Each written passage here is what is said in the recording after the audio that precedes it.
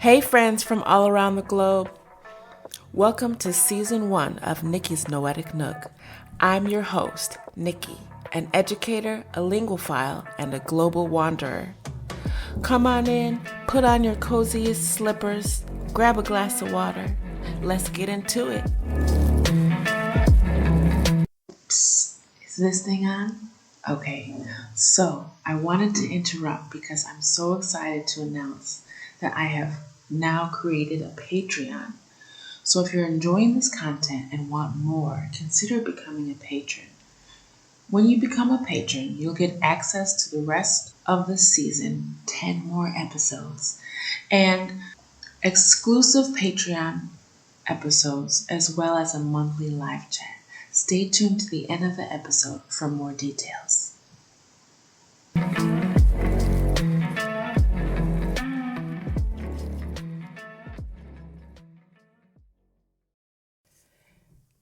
Hey friends, welcome back to this week's episode of Matilda by Roald Dahl. Last week's episode, we read chapter 9, The Parents. In this chapter, Miss Honey, Matilda's teacher, took the initiative to meet her parents, the Wormwoods, and because she couldn't convince Miss Trunchbull of Matilda's exceptional abilities. However, when she gets to their house, she realizes the Wormwoods have similar disbelief and resistance of Matilda's extraordinary intellectual talent. So let's start chapter 10. Now we're halfway through the book. Throwing the Hammer. The nice thing about Matilda was that if you had met her casually and talked to her, you would have thought she was a perfectly normal 5.5-year-old child. She displayed almost no outward signs of her brilliance, and she never showed off. This is a very sensible and quiet little girl, you would have said to yourself, and unless for some reason you had started a discussion with her about literature or mathematics, you would have never known the extent of her brain power. It is therefore easy for Matilda to make friends with other children. All those in her class liked her. They knew, of course, that she was clever because they had heard her being questioned by Miss Honey on the first day of term. And they knew also that she was allowed to sit quietly with a book during lessons and not pay attention to the teacher. But children of their age do not search deeply for reasons. They are far too wrapped up in their own small struggles to worry overmuch about what others are doing and why. Among Matilda's newfound friends was the girl called Lavender. Right from the first day of term, the two of them started wandering around together during the morning break and in the lunch hour. Lavender was exceptionally small for her age, a skinny little nymph with deep brown eyes and dark hair that was cut in a fringe across her forehead. Matilda liked her because she was gutsy and adventurous. She liked Matilda for exactly the same reasons. Before the first week of term was up, awesome tales about the headmistress, Miss Trunchbull, began to filter through to the newcomers. Matilda and Lavender, standing in a corner of the playground during morning break on the third day, were approached by a rugged 10-year-old with a boil on her nose called Hortensia. "New scum, I suppose," Hortensia said to them, looking down from her great height. She was eating from an extra-large bag of potato crisps and digging the stuff out in handfuls. "Welcome to Borstal," she added, spraying bits of crisp out of her mouth like snowflakes. The two tiny ones, confronted by this giant, kept a watchful silence. "Have you met the Trunchbull yet?" Hortensia asked. "We've seen her at prayers," Lavender said, "but we haven't met her." "You've got a treat coming to you," Hortensia said. "She hates very small children, so therefore loathes the bottom class and everyone in it. She thinks 5-year-olds are grubs that haven't yet hatched out." In went another fistful of crisps, and when she spoke again, out sprayed the crumbs. If you survive your first year, you may manage to live through the rest of your time here. But many don't survive. They get carried out on stretchers screaming. I've seen it often. Hortensia paused to observe the effect of these remarks were having on the two titchy ones. Not very much. They seemed pretty cool. So the large one decided to regale them with further information. I suppose you know the Trunchbull has a lock-up cupboard in her private quarters called the Chokey? Have you heard about the Chokey? Matilda and Lavender shook their heads and continued to gaze up at the giant. Being very small, they were inclined to mistrust any creature that was larger than they were, especially senior girls. The Chokey, Hortensia went on, is a very tall but very narrow cupboard. The floor is only 10 inches square, so you can't sit down or squat in it. You have to stand. And 3 of the walls are made of cement with bits of broken glass sticking out all over, so you can't lean against them. You have to stand there more or less at attention all the time when you get locked up in there. It's terrible. Can't you lean against the door? Matilda asked. Don't be daft, Hortensia said. The door's got thousands of sharp, spiky nails sticking out of it. They've been hammered through from the outside, probably by the Trunchbull herself. Have you ever been there? Lavender asked. My first term, I was in there 6 times, Hortensia said. Twice for a whole day, and the other times for 2 hours each. But 2 hours is quite bad enough. It's pitch dark, and you have to stand up dead straight. And if you wobble at all, you get spiked either by the glass on the walls or the nails on the door. Why were you put in? Matilda asked. What had you done? The first time, Hortensia said, I poured half a tin of golden syrup onto the seat of the chair the Trunchbull was going to sit in at prayers. It was wonderful.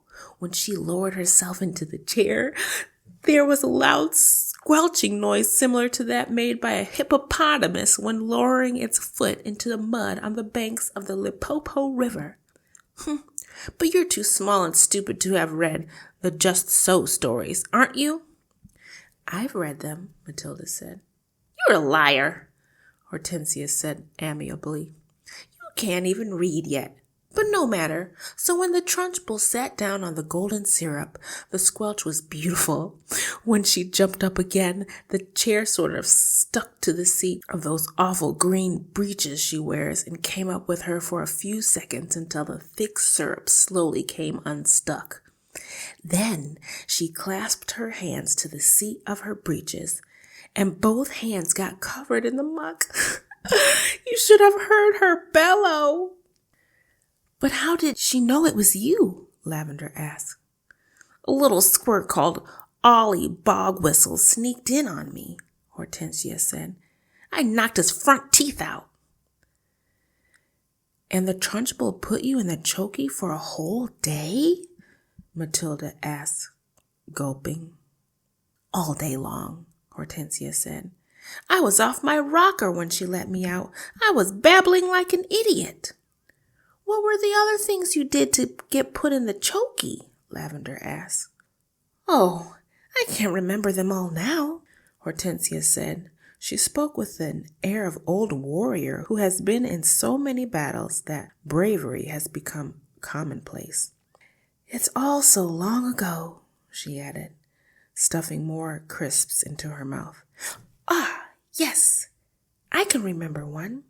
Here's what happened. I chose a time when I knew the Trunchbull was out of the way teaching the 6th formers, and I put up my hand and asked to go to the bogs. But instead of going there, I sneaked into Trunchbull's room, and after a speedy search, I found the drawer where she kept all her gym knickers. Go on, Matilda said, spellbound. What happened next? I had sent away by post, you see, for this very powerful itching powder, Hortensia said. It cost 50 pence a packet and was called the Skin Scorcher. The label said it was made from the powdered teeth of deadly snakes, and it was guaranteed to raise welts the size of walnuts on your skin. So I sprinkled this stuff inside every pair of knickers in the drawer and then folded them up all again carefully. Hortensia paused to cram more crisps into her mouth. Did it work? Lavender asked. Well, Hortensia said, a few days later, during prayers, the Trunchbull suddenly started scratching herself like mad down there below. Aha! I said to myself, here we go. She's changed for Jim already. It was pretty wonderful to be sitting there watching it all and knowing that I was the only person in the whole school who realized exactly what was going on inside the Trunchbull's pants. And I felt safe too. I knew I couldn't be caught. Then the scratching got worse. She couldn't stop. She must have thought she had a wasp's nest down there. And then, right in the middle of the Lord's Prayer, she leapt up and grabbed her bottom and rushed out of the room. Both Matilda and Lavender were enthralled. It was quite clear to them that they were at this moment standing in the presence of a master. Here was somebody who had brought the art of skullduggery to the highest point of perfection. Somebody, moreover, who was willing to risk life and limb in pursuit of her calling. They gazed in wonder at this goddess, and suddenly even the boil on her nose was no longer a blemish, but a badge of courage. But how did she catch you that time? Lavender asked, breathless with wonder. She didn't, Hortensia said, but I got a day in the chokey just the same. Why? They both asked. The Trunchbull, Hortensia said, has a nasty habit of guessing. When she doesn't know who the culprit is, she makes a guess at it, and the trouble is, she's often right. I was the prime suspect this time because the golden syrup job, and although I knew she didn't have any proof, nothing I said made any difference. I kept shouting, how could I have done it, Miss Trunchbull? I didn't even know you kept any spare knickers at school. I don't even know what itching powder is. I've never heard of it. But the lying didn't help me in spite of the great performance I put on. The Trunchbull simply grabbed me by one ear and rushed me to the chokey at the double and threw me inside and locked the door. That was my second all-day stretch. It was absolute torture. I was spiked and cut all over when I came out. It's like a war, Matilda said, overawed. You're darn right it's a war, Hortensia cried. And the casualties are terrific. We are the Crusaders, the gallant army fighting for our lives with hardly any weapons at all. And the Trunchbull is the Prince of Darkness, the foul serpent, the fiery dragon with all the weapons at her command. It's a tough life. We all try to support each other. You can rely on us, Lavender said, making her height of 3 feet 2 inches stretch as tall as possible. No, I can't, Hortensia said. You're only shrimps, but you never know. We may find a use for you one day in some undercover job. Tell us a little bit more about what she does, Matilda said. Please do. I mustn't frighten you before you've been here a week, Hortensia said. You won't, Lavender said. We may be small, but we're quite tough. Listen to this then, Hortensia said. Only yesterday, the Trunchbull caught a boy called Julius Rottenwinkle eating licorice all sorts during the scripture lesson, and she simply picked him up by one arm and flung him clear out of the open classroom window. Our classroom is 1 floor up, and we saw Julius Rottenwinkle go sailing out over the garden like a frisbee and landing with a thump in the middle of the lettuces. Then the Trunchbull turned around to us and said, From now on, anybody caught eating in class goes straight out to the window. Did this Julius Rottenwinkle break any bones? Lavender asked. Only a few, Hortensia said. You got to remember that the Trunchbull once threw the hammer for Britain in the Olympics, so she's very proud of her right arm. What's throwing the hammer? Lavender said. The hammer, Hortensia said, is actually a ruddy great cannonball on the end of a long bit of wire, and the thrower whisks it round and round his or her head faster and faster and then lets it go.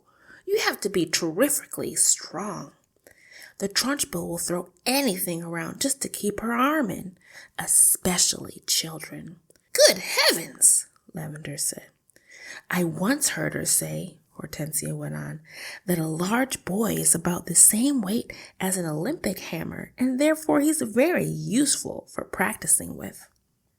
At that point, something strange happened. The playground, which was up to then had been filled with shrieks and the shouting of children at play, all at once became silent as a grave. Watch out, Hortensia whispered.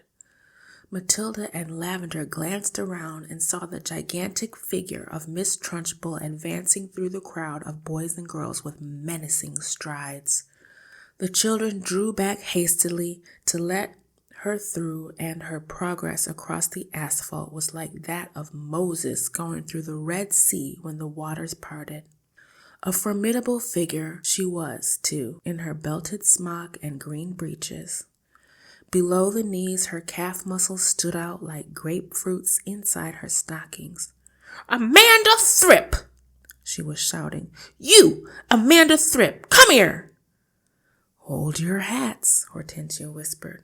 What's going to happen? Lavender whispered back. That idiot Amanda, Hortensia said, has let her long hair grow even longer during the halls, and her mother has plaited it into pigtails. Silly thing to do. Why silly? Matilda asked. If there's one thing the Trunchbull can't stand, it's pigtails, Hortensia said. Matilda and Lavender saw the giant in green breeches advancing upon a girl of about 10 who had a pair of plaited golden pigtails hanging over her shoulders. Each pigtail had a blue satin bow at the end of it, and it all looked very pretty. The girl wearing the pigtails, Amanda Thripp, stood quite still, watching the advancing giant, and the expression on her face was one that you might find on the face of a person who is certain that the day of judgment had come for her at last. Miss Trunchbull had now reached the victim and stood towering over her. I want those filthy pigtails off before you come back to school tomorrow, she barked. Chop 'em off and throw 'em into the dustbin. You understand? Amanda, paralyzed with fright, managed to stutter. My mommy likes them. She plates them for me every morning. Your mummy's a twit, the Trunchbull bellowed. She pointed a finger the size of a salami at the child's head and shouted, You look like a rat with a tail coming out of its head. My mommy thinks I look lovely, Miss Trunchbull, Amanda stuttered, shaking like a blank minch. I don't give a tinker's toot what your mummy thinks, the Trunchbull yelled, and with that she lunged forward and grabbed hold of Amanda's pigtails in her right fist and lifted the girl clear off the ground. Then she started swinging her round and round her head faster and faster, and Amanda was screaming blue murder, and the Trunchbull was yelling, I'll give you pigtails, you little rat! Shades of the Olympics, Hortensia murmured. She's getting up to speed now, just like she does with the hammer. 10-1, she's going to throw her.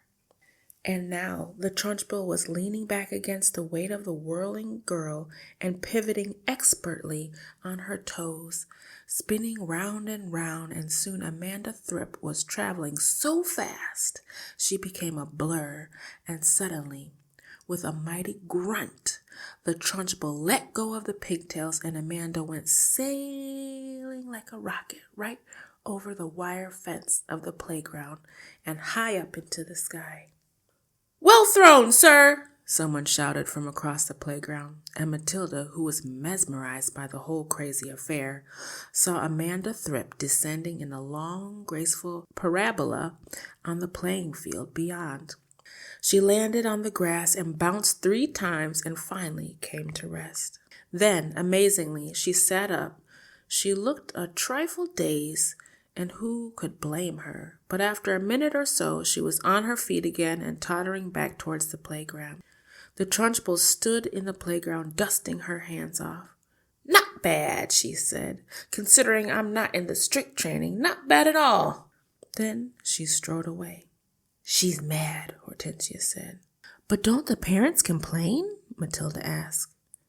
"Would yours?" Hortensia asked. "I know mine wouldn't. She treats the mothers and fathers just the same as the children, and they're all scared to death of her. I'll be seeing you sometime, too." And with that, she sauntered away. All right, friends, that wraps up chapter 10. If you've ever seen the movie Matilda, this is a very interesting scene. I love Lavender. She's so cute. So here's some food for thought in this chapter. Can you explain what is the chokey? And depending on where you are in the world, did your schools or your parents' schools have something similar? Another question is, what does throwing the hammer mean, and why is Miss Trunchbull good at it? Let me know your thoughts and ideas, and also if you've watched the original movie or the new movie, I'd love to hear. How does it compare? Hey friends, thanks again for tuning into this podcast. If you liked what you've heard and you want to dive deeper, I invite you to check out the Patreon page. As a patron, you'll gain exclusive access to the rest of each season, special patron-only episodes, and a monthly live chat where we can connect directly. Your support helps me continue creating content that I love sharing with you. Visit patreon.com and search Nikki's Noetic Nook, and that's Nikki with 1 K, and become a part of the community. See you on Patreon for episodes 11 through 20 of this season. That's a wrap for today's episode. Be sure to share this with your friends. Do you have any suggestions for season 2? Leave a comment and don't forget to like and subscribe. Or you can also send me an email at nnnikielee@posteo.org. That's posteo.org. Don't forget to leave your slippers at the door, and we'll see you next time at Nikki's Noetic Nook.